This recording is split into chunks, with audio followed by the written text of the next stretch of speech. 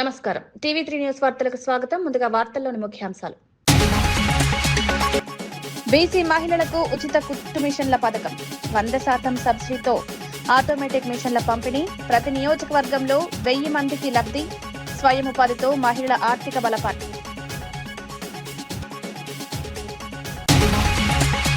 కవిత కొత్త పార్టీపై కాంగ్రెస్ ఎంపీ మల్లు రవి స్పందన. జైల్లో అనుభవాలే పార్టీ విడిపోవడానికి కారణం. సీఎంపై చేసిన వ్యాఖ్యలను ఖండించిన మల్లు రవి, తెలంగాణలో మంచి పాలన కొనసాగుతోందని ధీమా.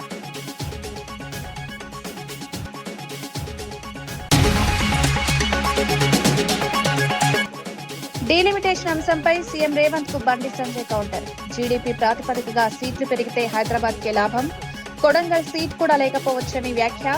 కేంద్ర రాష్ట్రాల మధ్య డీలిమిటేషన్ వివాదం. బెంగాల్ టీఎంసీ పాలనపై మోదీ విమర్శలు. రాష్ట్రంలో శాంతి భద్రతలు పూర్తిగా క్షీణించాయని ఆరోపణ. ప్రజలు భయంతో జీవిస్తున్నారని వ్యాఖ్య. ఎన్నికల వేళ బెంగాల్ రాజకీయాల్లో ఉద్రిక్తత. తెలంగాణలో బీసీ మహిళల స్వయం ఉపాధి కోసం ప్రభుత్వం కీలక నిర్ణయం తీసుకుంది. 100% సబ్సిడీతో ఆటోమేటిక్ కుట్టు మిషన్లు అందించేందుకు ఉత్తర్వులు జారీ చేసింది. ప్రతి నియోజకవర్గంలో 1000 మంది మహిళలకు ఈ పథకం వర్తింపజేయాలని నిర్ణయించారు. మంత్రి పొన్నం ప్రభాకర్ సమక్షంలో బీసీ సంక్షేమ శాఖ అధికారులతో అమలుపై సమీక్ష నిర్వహించారు. త్వరలోనే దరఖాస్తులు స్వీకరించి జిల్లా కలెక్టర్ల ఆధ్వర్యంలో లబ్దిదారుల ఎంపిక చేపట్టనున్నారు. మహిళలు ఆర్థికంగా బలపడడంతో పాటు స్వయం ఉపాధి పొందడం ఈ పథకం ప్రధాన లక్ష్యంగా ప్రభుత్వం వెల్లడించింది. గ్రామీణ మహిళలకు ఇది ఉపయుక్తమవుతుందని భావిస్తున్నారు. ఈ పథకం ద్వారా కుటుంబాల ఆర్థిక స్థితి మెరుగుపడే అవకాశం ఉంది. కలెక్టర్ల ఆధ్వర్యం లోపల మరి ఎంపిక ప్రక్రియ జరుగుతోంది. ఇది తప్పకుండా నియోజకవర్గానికి ఒక 1000 మహిళల చొప్పున స్వయంగా ఎదగడానికి, ఆర్థికంగా కుటుంబానికి ఆసరాగా ఉండడానికి ఉపయోగపడుతుందని ఆకాంక్షిస్తూ మరి బలహీన వర్గాల శాఖ ఇంకా కొన్ని నిరుద్యోగ యువతకు సంబంధించిన ఉపాధి అవకాశాలతో పాటుగా కొంత స్కిల్ డెవలప్మెంట్ కు సంబంధించి వివిధ కార్యక్రమాలు తీసుకునే దానిలో భాగంగా మరిన్ని కార్యక్రమాలతో బలహీన వర్గాల అభివృద్ధికి ప్రణాళిక చేస్తుంది ప్రభుత్వం అనే మాట మనం చేస్తాం. డీలిమిటేషన్ అంశంపై కేంద్ర మంత్రి బండి సంజయ్ సీఎం రేవంత్ రెడ్డికి కౌంటర్ ఇచ్చారు. రేవంత్ రెడ్డి రాహుల్ గాంధీ స్థానంలో కూర్చోవాలని ప్రయత్నిస్తున్నారని ఆరోపించారు. జీడీపీ ప్రాతిపదికగా సీట్లు పెంచితే హైదరాబాద్ లోనే నియోజకవర్గాలు పెరిగే పరిస్థితి వస్తుందన్నారు. చివరకు సీఎం పోటీ చేయడానికి కొడంగల్ సీట్ కూడా ఉండదని వ్యాఖ్యానించారు. ప్రతిపక్షాలు అడ్డుకోకపోతే తెలంగాణలో ఎమ్మెల్యే, ఎంపీ సీట్లు 50% పెరిగేవని తెలిపారు. ఈ అంశం రాజకీయంగా చర్చకు దారితీస్తుంది. కేంద్రం, రాష్ట్రం మధ్య మాటల యుద్ధం కొనసాగుతోంది. డీలిమిటేషన్ పై వివిధ పార్టీలు భిన్నాభిప్రాయాలు వ్యక్తం చేస్తున్నాయి.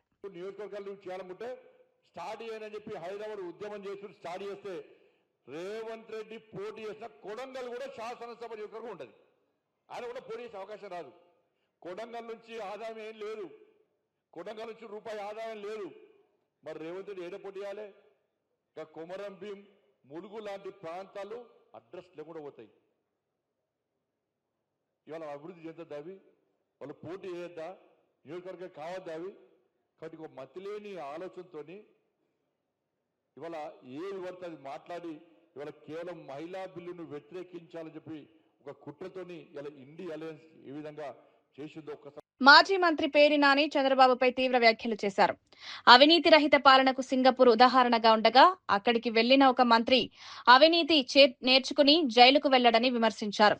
ఇప్పుడు రాష్ట్ర మంత్రులు సింగపూర్ వెళ్లి ఏం నేర్చుకుంటారో అనుమానం వ్యక్తం చేశారు. ఈ పర్యటనలు ప్రజలకు ప్రయోజనం చేకూర్చేలా ఉండాలన్నారు. లేకపోతే సింగపూర్ కూడా చెడిపోకుండా ఉండాలని వ్యాఖ్యానించారు. ఈ వ్యాఖ్యలు రాజకీయంగా చర్చకు దారితీశాయి. ప్రభుత్వం పర్యటనలపై స్పష్టతనివ్వాలని ప్రతిపక్షం డిమాండ్ చేస్తోంది. ప్రజల డబ్బుతో జరిగే పర్యటనలు ప్రయోజనకరంగా ఉండాలని సూచించారు. ఇంకేమనంటే పల్లెటూళ్ళకి వేసే రోడ్లకి టోల్ గేట్ పెడతామని చంద్రబాబు నాయుడు గారు చెప్తారు.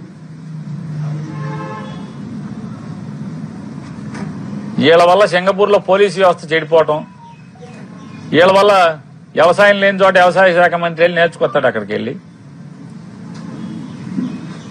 సింగపూర్ లో వ్యవసాయమే లేదు, వ్యవసాయం నేర్చుకొస్తారు. వీళ్ళకి అక్కడికి వెళ్ళి వచ్చాక వీళ్ళందరికీ మీడియా వాళ్ళందరూ కూర్చోబెట్టి ఏం నేర్చుకొచ్చావో చెప్పమంటే అసలు మామూలుగా డొక్క బయలుపోద్ది. వీళ్ళందరిది విమానం దిగంగానే మొత్తం విలేకరులు అందరూ కూర్చుని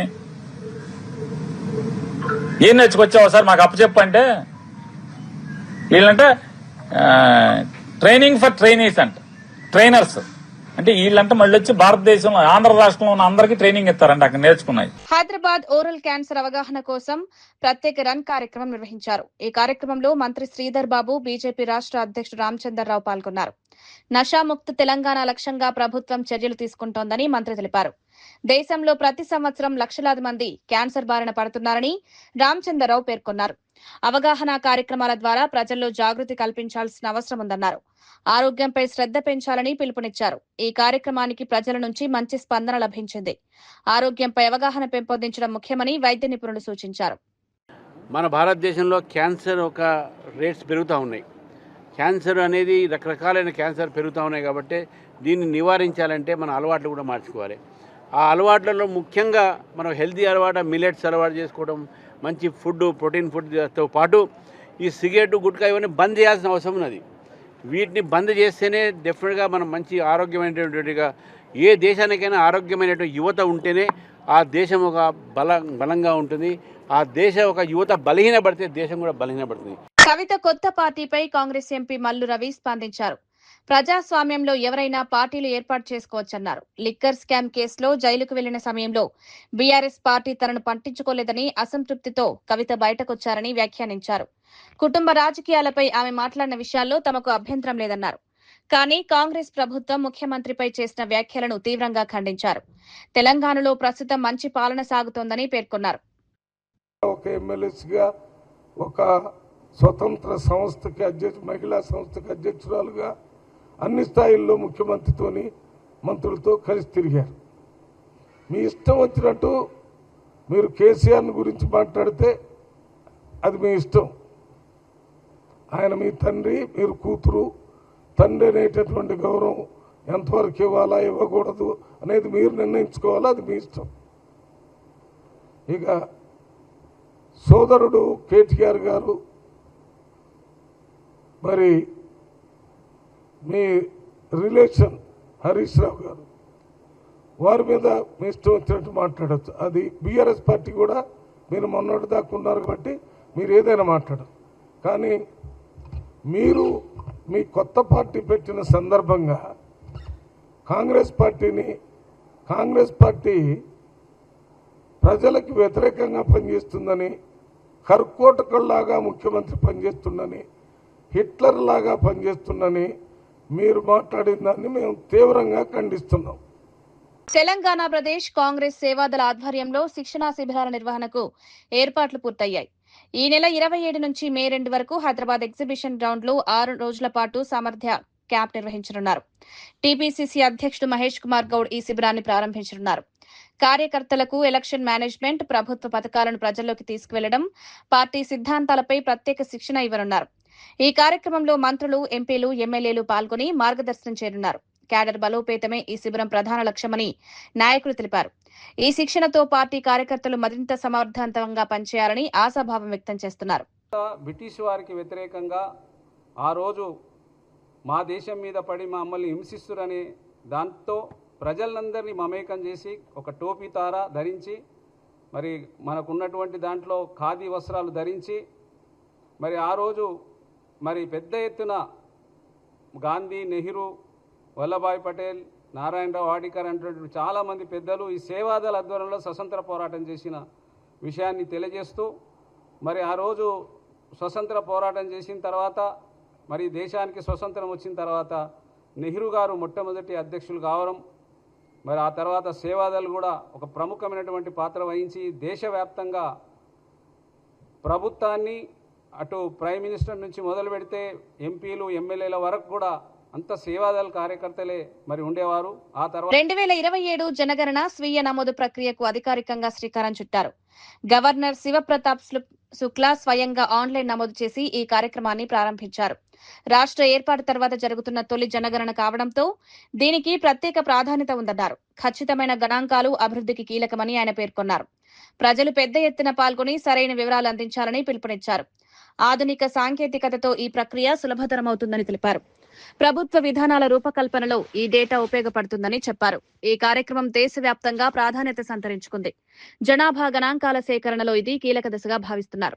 गृह सूचीकरण कार्य हाउस लिस्टिंग ऑपरेशंस 11 मई 2026 से 9 जून 2026 तक संचालित किया जाएगा। यह भारत की पहली महत्वपूर्ण डिजिटल जनगणना होगी। मैंने स्वयं स्वगणना प्रक्रिया पूर्ण की है और इसे अत्यंत सरल प्रभावी पाया है। मैं तेलंगाना के सभी नागरिकों से आग्रह करता हूं कि वे इस महत्वपूर्ण कार्यक्रम में सक्रिय रूप से भाग लें तथा सही और सटीक जानकारी प्रदान कर गणना कर्मियों को पूर्ण सहयोग दें। आपकी सहभागिता एक सशक्त, समावेशी और सुव्यवस्थित तेलंगाना तथा भारत के निर्माण में महत्वपूर्ण योगदान देगी। विकसित भारत, विकसित तेलंगाना निर्माण की मनमंता सहकारित दाम जनगण से जन कल्याण। धन्यवाद। जय हिंद। పశ్చిమ బెంగాల్లో జరిగిన సభలో ప్రధాని నరేంద్ర మోదీ టీఎంసీ ప్రభుత్వంపై తీవ్ర విమర్శలు చేశారు. రాష్ట్రంలో ప్రజలు భయంతో జీవిస్తున్నారని ఆరోపించారు. చిన్న నాయకులు, గూండాలు కూడా తామే ప్రభుత్వం అన్నట్లు వ్యవహరిస్తున్నారన్నారు. శాంతి భద్రతలు పూర్తిగా క్షీణించాయని విమర్శించారు. ప్రజాస్వామ్యం ప్రమాదంలో ఉందని పేర్కొన్నారు. టీఎంసీ పాలనలో అవినీతి పెరిగిందని ఆరోపించారు. ప్రజల భద్రతకు ప్రభుత్వం ప్రాధాన్యత వహించాల్సిన అవసరం ఉందన్నారు. ఈ వ్యాఖ్యలు బెంగాల్ రాజకీయాల్లో కలకలం రేపాయి. टीएमसी के महाजंगल राज में छोटे से छोटा नेता, छोटे से छोटा गुंडा भी खुद को सरकार समझता है। 24 परगना हुगली नदी के इर्द गिर्द का इलाका ये कभी मिलों और फैक्ट्रियों का इलाका हुआ करता था, लेकिन आज मिलों पर ताले लगने के नोटिस की ही खबरें आती है। अंग्रेजों के जमाने से चले आ रहे कारखाने भी बंद हो रहे हैं। बोनगांव से बैरकपुर तक अनेक जूट मिले, अनेक फैक्ट्रियां 15 साल में बंद हुई है। सिर्फ एक ही फैक्ट्री, एक ही दुकान फली फूली है और ये दुकान है सिंडिकेट की कटमनी और कमीशनखोरी। मिलों की जमीन पर कब्जे की, किसानों को बर्बाद और तबाह करने की ऐसी सरकार को यहां से जाना ही होगा। వైట్ హౌస్ డిన్నర్ సమయంలో జరిగిన కాల్పుల ఘటనపై అధ్యక్షుడు డొనాల్డ్ ట్రంప్ వివరాలు వెల్లడించారు. ఆయుధాలతో వచ్చిన నిందితుడు ఒక భద్రతా అధికారిపై కాల్పులు జరిపాడన్నారు. అయితే బుల్లెట్ ప్రూఫ్ జాకెట్ కారణంగా అతను ప్రాణాపాయం నుంచి తప్పించుకున్నాడని చెప్పారు. భద్రతా వ్యవస్థ వెంటనే స్పందించి పరిస్థితిని అదుపులోకి తీసుకొచ్చిందన్నారు. ఈ ఘటనతో భద్రతా వ్యవస్థపై చర్చ మొదలైంది. ఇలాంటి సంఘటనలు పునరావృతం కాకుండా చర్యలు తీసుకుంటామన్నారు. భద్రతా ప్రమాణాలు మరింత కట్టుదిట్టం చేయాలని అధికారులకు ఆదేశాలిచ్చారు. Some very brave members of Secret Service, and they acted very quickly. The man has been captured. They're going to his apartment. I guess he lives in California, and he's a sick person, a very sick person. One officer was shot, but saved by the fact that he was wearing obviously a very good bulletproof vest. He was shot from very close distance with a very powerful gun. And the vest did the job. I just spoke to the officer, and he's doing great. He's great shape. No, I mean, he was a guy who looked pretty evil when he was down. You know, they had him down. He was fighting hard. He was in my opinion, a sick person. Who would do that but a sick person? But I think you're going to find everything about him. No reason to talk about it now. But tomorrow at this time, long before this time, you're going to know a lot of things about him. They seem to think he was a lone wolf, and I feel that too. We looked at all of the conditions that took place tonight, and I will say, you know, it's not a particularly secure building, and I didn't want to say this, but this is why we have to have all of the attributes of what we're planning at the White House. It's actually a larger room, and it's much more secure. It's drone-proof, it's bulletproof glass. We need the ballroom. That's why Secret Service, that's why the military are demanding it. They've wanted the ballroom for 150 years for lots of different reasons, but today's a little bit different because today we need levels of security that probably nobody's ever seen before. But in light of this evening's events, I ask that all Americans recommit with their hearts in resolving our difference peacefully. We have to resolve our differences. I will say, you had Republicans, Democrats, Independents, Conservatives, Liberal. Nalgonda Vasavi మాత జయంతి వేడుకలు ఘనంగా నిర్వహించారు. Beat market Ramakoti Stupa దేవాలయంలో జరిగిన ఈ కార్యక్రమంలో మంత్రి కోమటిరెడ్డి వెంకటరెడ్డి పాల్గొన్నారు. అమ్మవారిని దర్శించుకుని ప్రత్యేక పూజలు చేశారు. ఈ సందర్భంగా దేవాలయాల అభివృద్ధికి ప్రభుత్వం కట్టుబడి ఉందని తెలిపారు. పురాతన దేవాలయాలు, దర్గాలు, చర్చిల అభివృద్ధికి చర్యలు తీసుకుంటామన్నారు. బ్రహ్మంగారి గట్టుకు ఘాట్ రోడ్ పనులు త్వరలో పూర్తి చేస్తామని హామీ ఇచ్చారు. సంతోషి మాత గుడి పునర్నిర్మాణం చేపడతామని పేర్కొన్నారు. ఈ కార్యక్రమంలో భక్తులు పెద్ద ఎత్తున పాల్గొన్నారు. కారులో బైక్ మీద దర్శనం చేసుకుంటారు. ఇక్కడ దర్గా ఉన్నది. దర్గాను లతితం దర్గా అంటే హిందువులు, ముస్లింలు అందరూ దర్శించుకుంటారు. దానికి 150 కోట్లతో మూడు నెలల్లో 150 కోట్లు పెట్టి ఘాట్ రోడ్ వేస్తున్నాం పైకి. ఎందుకంటే నల్గొండ టౌన్ అంటే మనం ఎప్పుడైనా సాయంత్రం పూట బయటకు వెళ్తే మనం ఉన్న పాత దేవాలయాలు ఓల్డ్ సిటీలో సంతోష్ మాత గుడిని కూడా ఈరోజు మొత్తం కూడా కాంపౌండ్ వాళ్ళతో సహా పూర్తిగా పునర్నిర్మాణం చేయాలని కొత్త కమిటీని కూడా మననే ఏర్పాటు చేసుకున్నాం. తప్పకుండా ఒకవైపు అభివృద్ధి కార్యక్రమాలు, మరోవైపు పేదవాళ్ళని చదివించే బొట్టుగూడు లాంటి హై స్కూల్ మీద చూసే ఉండదు. ఎట్లగంటే కానీ గవర్నమెంట్ స్కూల్ కాదు, ప్రైవేట్ స్కూల్ కూడా హైదరాబాద్ లో కూడా లేవు. అలాంటి కార్యక్రమాలు చేస్తూ దేవాలయాలు, చర్చిలు, మసీదులు కుల మతాలకు అతీతంగా అందరికీ అందుబాటులో పనిచేద్దామని ఈరోజు చాలా సంతోషం అనిపిస్తుంది నాకు. ఇక్కడ తిరుపతి జిల్లా వెంకటగిరిలో మహిళా సాధికారత దిశగా కీలక కార్యక్రమం జరిగింది. ఎమ్మెల్యే కురుగొండ్ల రామకృష్ణ వివోఏలకు 5G స్మార్ట్ ఫోన్లను పంపిణీ చేశారు. సుమారు 30 లక్షల రూపాయల వ్యయంతో ఈ ఫోన్లు అందించారు. ప్రభుత్వ పథకాల అమలు, క్షేత్రస్థాయి సమాచారం నేరుగా సీఎం డాష్ బోర్డ్ కు చేరేందుకు ఈ నిర్ణయం తీసుకున్నట్లు తెలిపారు. బాల్య వివాహాలపై కఠిన చర్యలు తీసుకోవాలని వివోఏలకు సూచించారు. ఎక్కడైనా బాల్య వివాహాలు జరిగితే వెంటనే పోలీసులకు సమాచారం ఇవ్వాలని ఆదేశించారు. ప్రభుత్వ పాఠశాలల్లో నాణ్యమైన విద్య అందుతోందని పేర్కొన్నారు. మహిళా సంఘాలు ఆర్థికంగా ఎదగాలని పిలుపునిచ్చారు. ఈ కార్యక్రమం మహిళల్లో విశ్వాసాన్ని పెంచింది.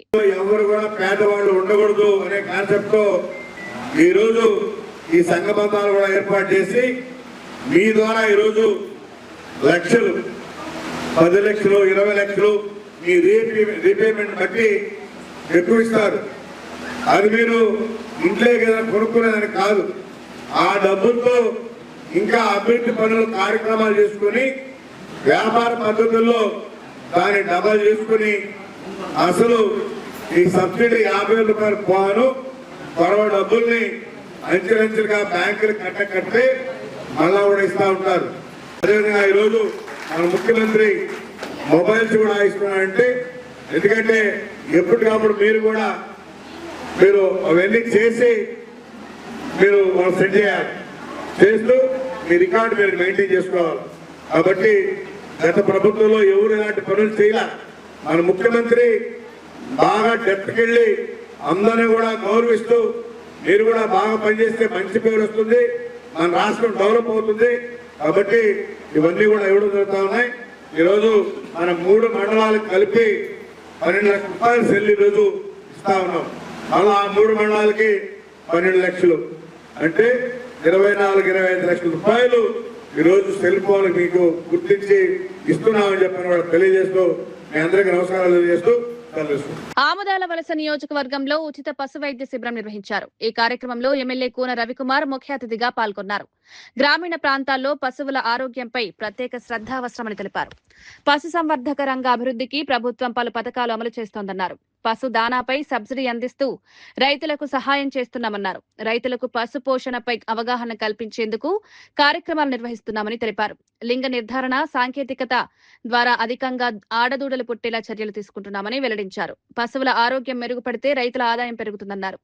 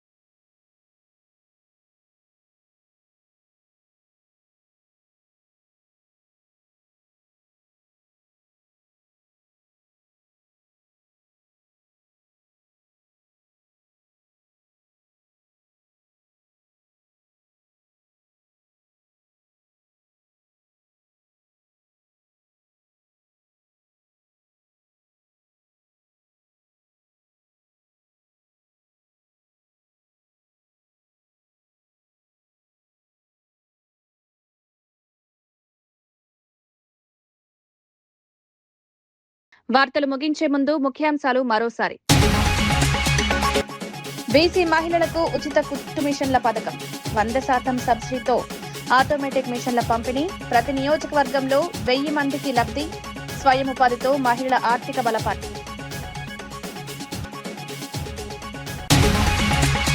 కవిత కొత్త పార్టీపై కాంగ్రెస్ ఎంపీ మల్లు రవి స్పందన. జైల్లో అనుభవాలే పార్టీ విడిపోవడానికి కారణం. సీఎంపై చేసిన వ్యాఖ్యలను ఖండించిన మల్లు రవి, తెలంగాణలో మంచి పాలన కొనసాగుతోందని ధీమా.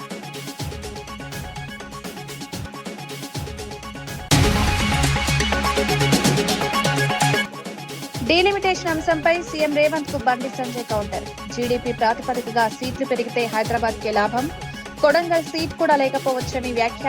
కేంద్ర రాష్ట్రాల మధ్య డీలిమిటేషన్ వివాదం. బెంగాల్ టీఎంసీ పాలనపై మోదీ విమర్శలు. రాష్ట్రంలో శాంతి భద్రతలు పూర్తిగా క్షీణించాయని ఆరోపణ. ప్రజలు భయంతో జీవిస్తున్నారని వ్యాఖ్య. ఎన్నికల వేళ బెంగాల్ రాజకీయాల్లో ఉద్రిక్తత. ఇవి ఈనాటి వార్తా విశేషాలు. మరో బులెటిన్లో మళ్ళీ కలుద్దాం. నమస్కారం.